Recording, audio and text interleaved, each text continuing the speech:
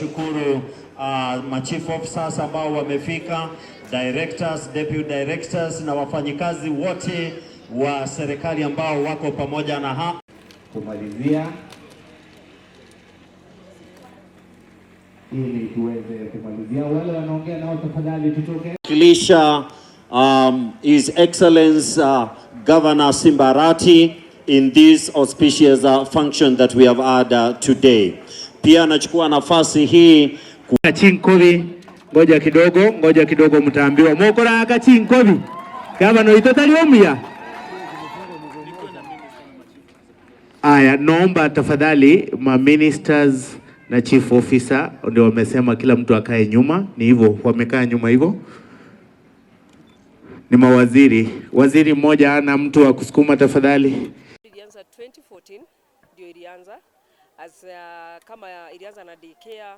From there 2018 ikawa iko na assembly center, tuna assemble wheelchair pale, tunatengeneza wheelchairs na still kuna therapy ya watoto na still kufunza wale wazazi ambao wako na watoto wako na disability venye watakuwa nafanyia watoto wao mazoezi.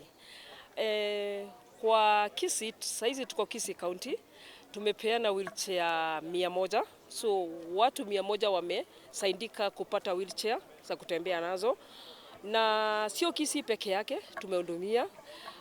Kama WalkAbout tuna deal na East Africa, so kwa East Africa ni Nanyuki peke yake tuko na WalkAbout. Wheelchair tunapeana for free, hatulipishi anything. Ukiweza kufika na Nanyuki hata ukiwa peke yako tutakupea wheelchair pale. Lakini Kisii through the governor Simba Arati ndiye alikuja pale akato approach tuweze kumletea viti, ndio manake tuko hapa. For now kwa Kenya mzima tumepeana 600,000 wheelchairs Kenya peke yake. So as you can see WalkAbout venye inafanya kazi.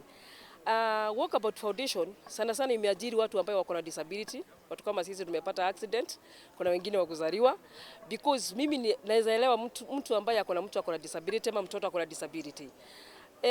Kuna wale wazazi ambao tuko na watoto wako na disability. Wengi wetu tunasema ati wale watoto wanafichwa, lakini mimi nitasema si kufichwa, wanafichwa. Unapata ule mzazi ako na watoto wengine, ako na huyu mmoja peke yake ambaye ako na disability. So ile kitu ya maana anafanya sana, anafungia huyu kwa nyumba ili aweze kutafutia wale wengine. Kama Kisii County ukiangalia saa hizi unapata hakuna shule iko na disability, watoto wasomi kwa disability. Unataka hakuna daycare iko na disability.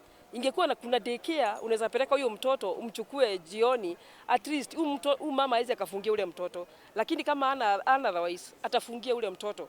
So tuko hapa kusema si ati wanafungia watoto, mbali wanashindwa watapeleka wapi na wako na majukumu zingine za kufanya. So ile kitu ningeomba tupate kitu inaitwa kama kuna daycare, ule mama anaweza peleka ule mtoto jioni amchukue. Shule nazo watu wako na disability waruhusiwe tu wasome.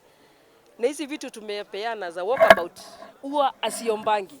Sisi tukipota ile kiti ikiomba kwa barabara tunaichukua. Manake tunaamini kuwa disability